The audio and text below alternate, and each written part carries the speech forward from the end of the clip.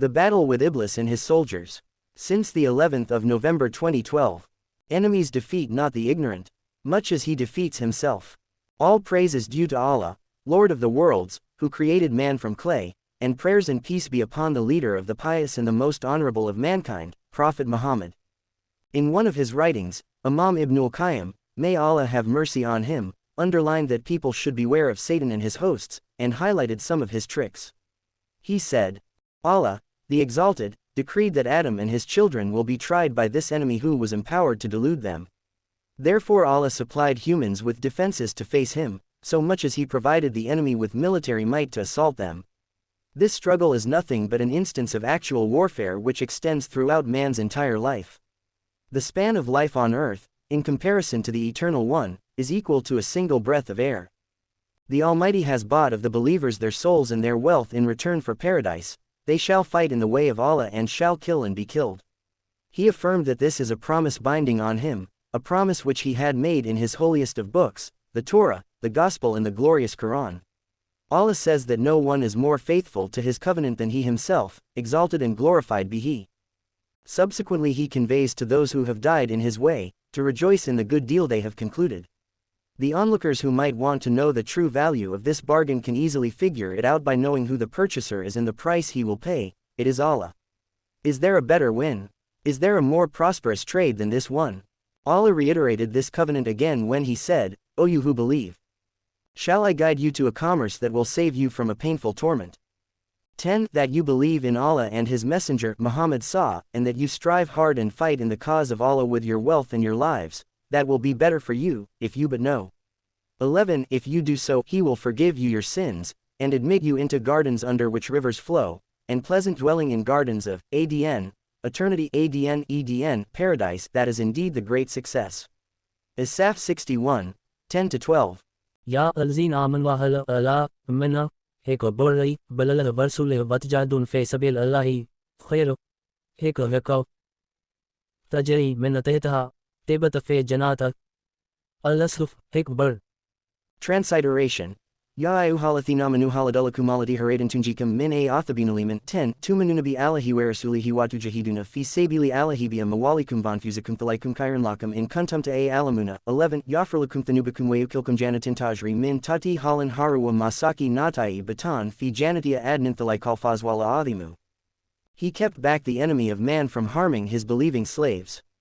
It is true that the believers are the most beloved creatures to him. On the other hand, jihad is the most beloved of all works to himself. The people who accomplish it ascend to his highest grades and are to him the most near. Allah assigned the leadership of this spiritual jihad to the foremost and most distinguished place to himself, the heart. The heart is the place which embraces the knowledge of Allah, love for Him, true servitude, absolute certainty and unconditional reliance on the Lord of all. The heart rightfully deserves to master this war. Thus, Allah supplies the heart with hosts of angels who will not refrain from directing it towards the guided way. Allah says, for each person there are angels in succession, before and behind him. They guard him by the command of Allah. Ar-Ra'd 13:11.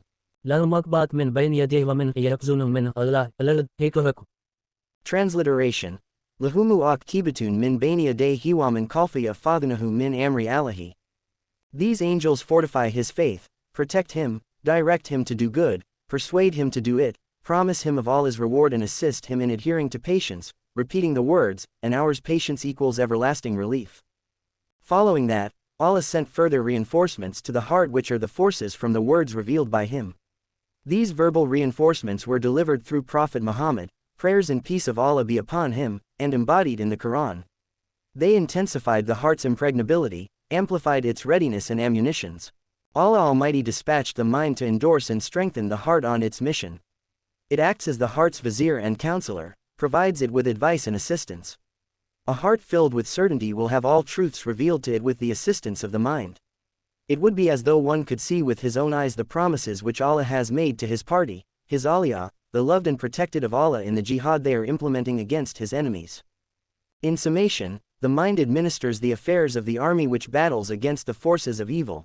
Knowledge construes the reasons and circumstances underlying these wars, faith renders the heart affirmation, strength and patience, certainty causes it to make inroads and strive for sincere purposes. The striver who conducts this war against the enemy of man is equipped with all the explicit and implicit weapons he may need. His eyes are his vanguards, his ears are for counseling the experienced, his tongue is his interpreter and his limbs are his assistants.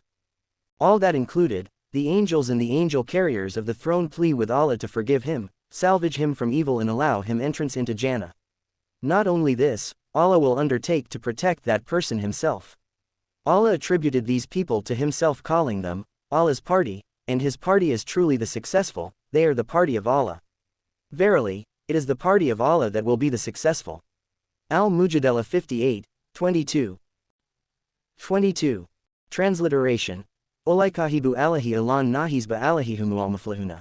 He also named them his soldiers, and his soldiers are truly the victorious.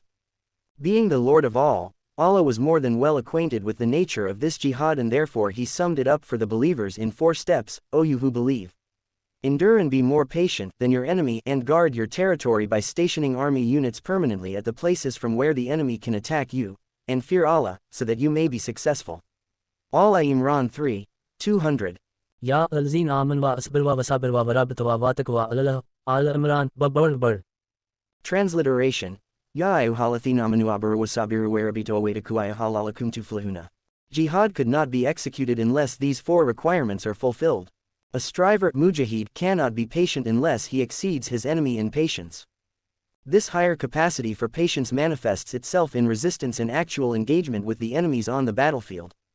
If the enemy's persistence is strong, the mujahid would have to resort to an alternative plan. It is ribat, which normally means protecting the frontiers of one's country from the enemies all day round. Ribat in our case means guarding the frontiers of one's heart, eyes, ear, tongue, stomach and limbs. Through these frontier lands the enemy can creep into the innings of man and corrupt as much as achievable. Leaving a single border of these strongholds unguarded is a sufficient opportunity for Satan's further advancement. There are great lessons be learned from the companions of the Prophet on guarding all the inlets to a place too. They are the best people after prophets and messengers, and the most well guarded from the intrigues of Satan. They deserted the posts which the Prophet had assigned to them during the Battle of Uhud, and the enemy found a suitable opening to attack the Muslims. Subsequently the Muslims were defeated. The 3 prescriptions which will attain the Muslim success over the enemy cannot be applied without taqwa of Allah. Patience, vying the enemy in patience and guarding the borders are futile tactics without the observance of taqwa. Take a close look at the innings of yourself and how your armies versus Satan's army meet inside of you. Watch how at times you overpower and other times you are overpowered. The king of the infidels drew near, dragging his army and soldiers behind. He attempted to capture the heart, but found it well fortified, seated on the throne of its kingdom, obeyed by its assistants and troopers. They gather in a circle round their chief, the heart, fighting to protect it. The road to it is impenetrable, except by way of consorting with one of its commanders or troopers to overthrow it.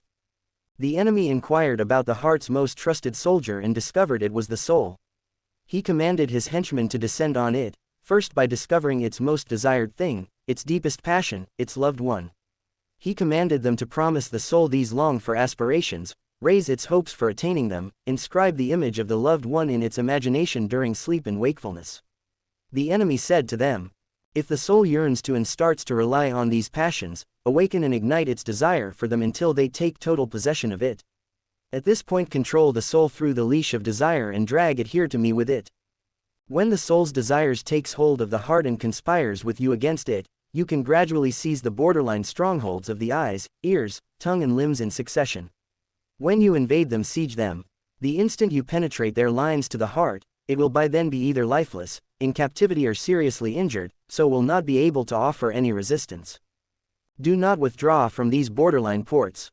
Do not allow a battalion to penetrate your heavy lines around the heart and dislocate you. If they beat you, spare no effort to obstruct and weaken them so that they fail to reach the heart, and if they ever reach it, they would be miserably enervated to do it any good. Once you have captured these borderline ports, redirect the port of the eye to use its glancing for casual watching and amusement, not for learning lessons. If the eye, just once, takes a glance that wakens the conscience, immediately follow it up with inadvertent lustful and desiring looks to wipe out its effect. Such glances are more easily committed to memory and are more magnetic to the soul. Keep a vigil eye on the borderline port of the eye, for it is your course to achieving your goals. I did not corrupt the son of Adam through a device better than looking.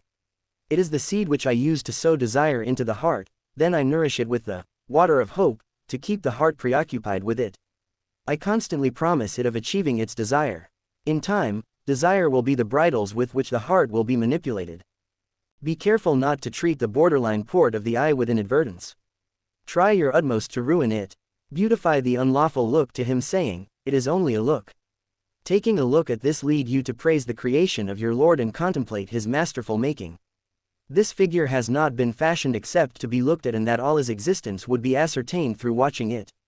Your eyes were not created for nothing, this figure was not created for nothing. After you have taken all the necessary preparations for securing the eye port, turn to the borderline port of the ear. Do not allow the entry of things which will spoil your plan. Admit falsities, for attention can be effortlessly drawn to them and the soul accepts them easily. Pick the sweetest words, dripping with honey, enchanting as magic, alloy them with the soul's desire, throw the bait, and if the ear rises to it, feed it more. Supply more and more of all that which more rigorously excites the ear. Take the necessary precautions to block out the words of Allah, those of his messenger and sincere advisers. But if you fail to obstruct them, try to hinder the son of Adam from contemplating and understanding them, by either reversing the message they are meant to convey or by disfiguring them. Rouse in him a feeling that these words are seriously unbearable for the soul and place a heavy burden on it. You can also make them visible as issues of minor significance compared to other things which should preoccupy people's attention and win their liking. Let the human being be brainwashed into thinking that standing for the truth will make people desert him and, sometimes cause them to be hostile toward him.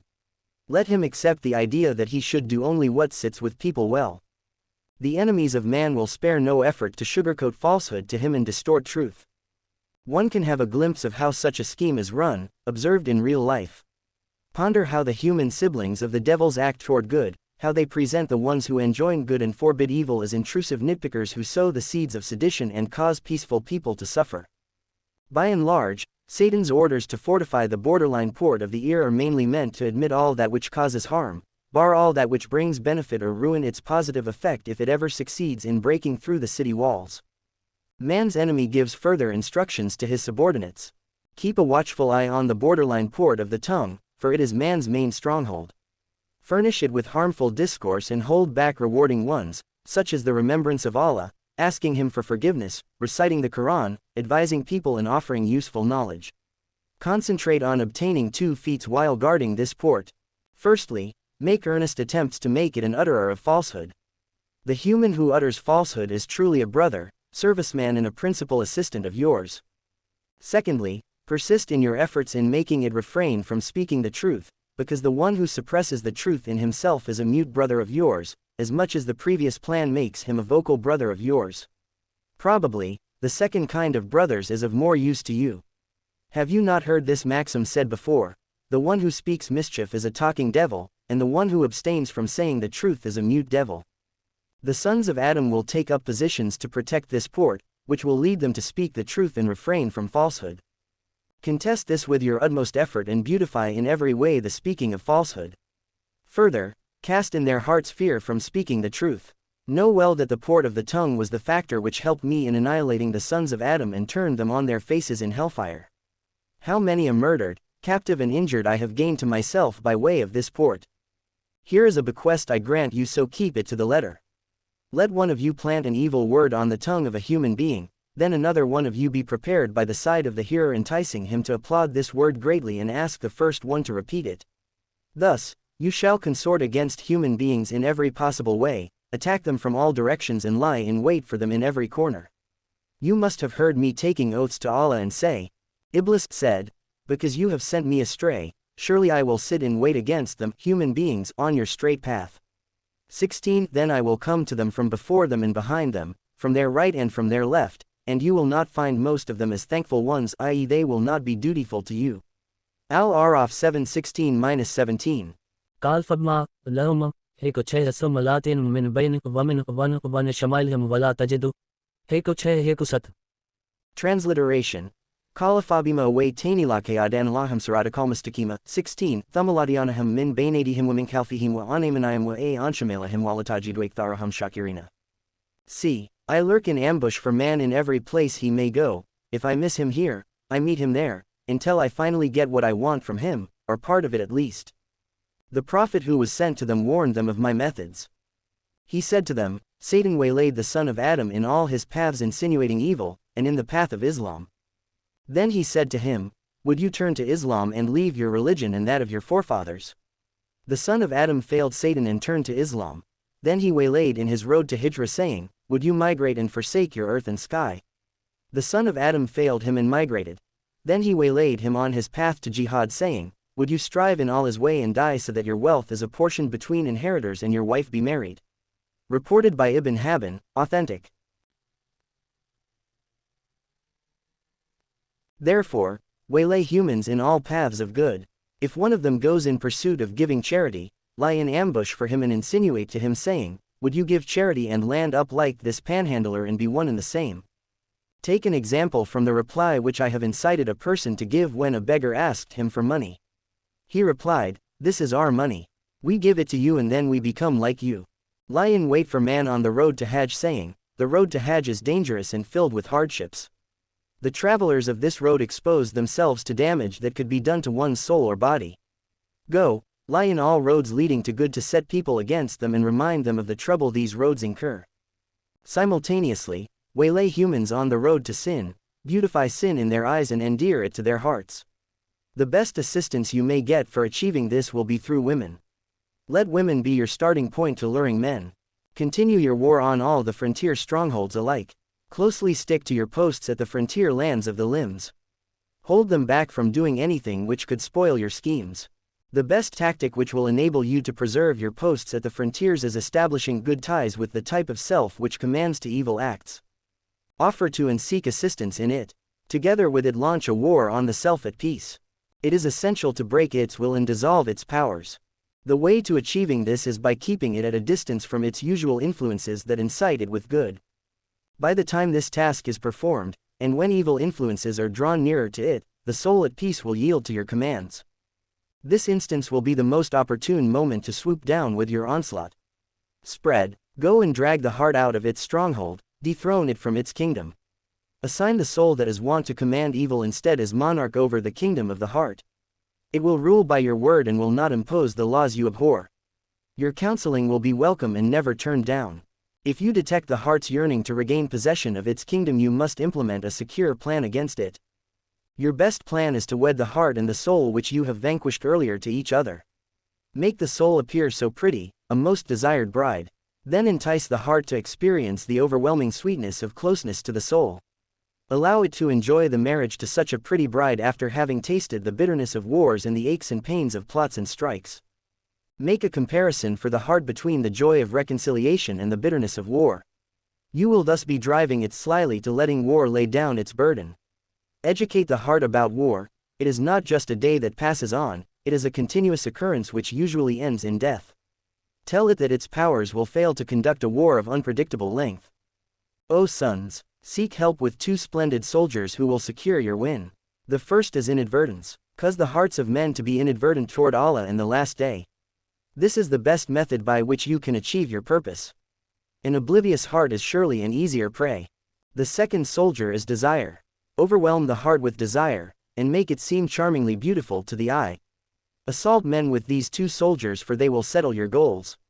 Humans following desires will bring about inadvertence, and likewise, their inadvertence will lead to following desires.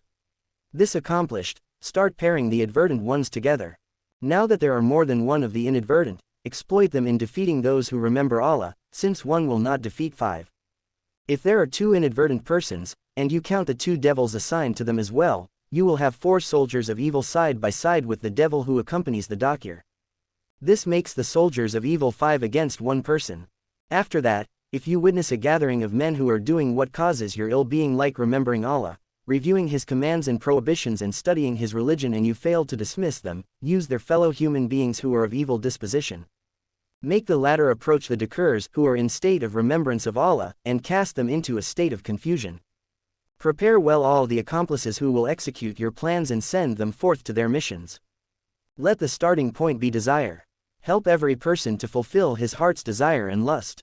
Even though Allah ordered them to be patient with you being their enemies, to vie with you in patience and to protect their borderline ports against your assaults, I beseech you to do the same to them.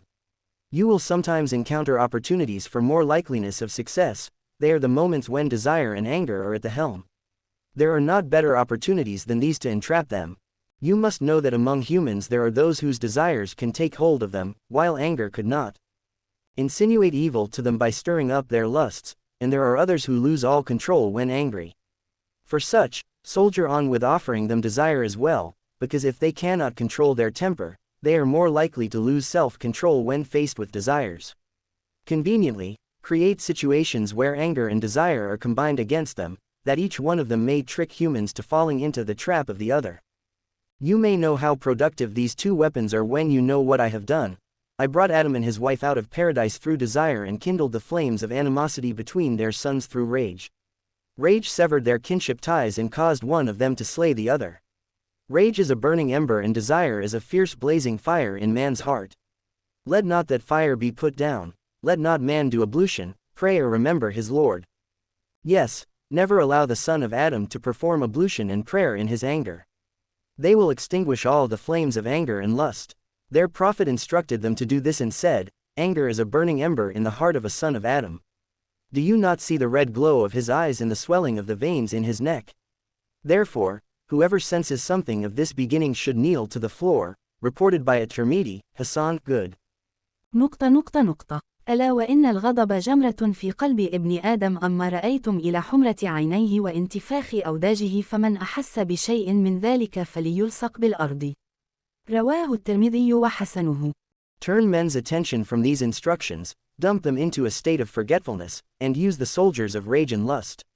Remember that your most efficient weapons in your war against them are inadvertence and the following of one's desire. The fiercest weapons and strongest fortresses of man are remembrance of Allah and countering lust and unlawful desire. If you come to see a human who combats his whims, flee from his shadow and approach him not. Sins are weapons which the human willingly offers to his enemies. He enables them to sway him using arms that he has voluntarily offered them himself. This is such an intelligible thing to do. A poet once said, "Enemies defeat not the ignorant, much as he defeats himself." The discourse of Ibn al-Qayyim, may Allah have mercy on him, had ended here, and was presented after slight adaptation. O Allah, preserve us from the devils of humans and jinn, preserve us from the front and from behind and on our right and on our left and from above, and we take refuge with you lest we be swallowed up by the earth. May Allah send his peace and blessings upon Prophet Muhammad, his household and companions. From a book by Imam Ibn Qayyim al-Jawziyah, Dar al-Qasim, Kingdom of Saudi Arabia, P.O. Box 6373 Riyadh 11442. Telephone, 4,092,000 fax, 4,033,150. Email, sales@dar-alqasim.com. Website, www.dar-alqasim.com. Translated by wathaker.net. Website, Imam Ibn Qayyim al-Jawziyah. Follow, 2-0-23923. Category, Taskiya. Source, wathaker.info. Tags, #battle, #Iblis, #enemy, #enemies, #defeat, #solidaires. Related topics, long hope, causer of illnesses and malady of people. The evil deed, the story of Adam, Ibn Kathir. Various scholars, Ilm, between the enemy's plans and the Muslims' betrayal. Weakness of faith phenomenon, Muhammad Salah al-Munajid. Suffering from waswas, insinuating whispers of the shaitan about the essence of Allah. Islam Q&A.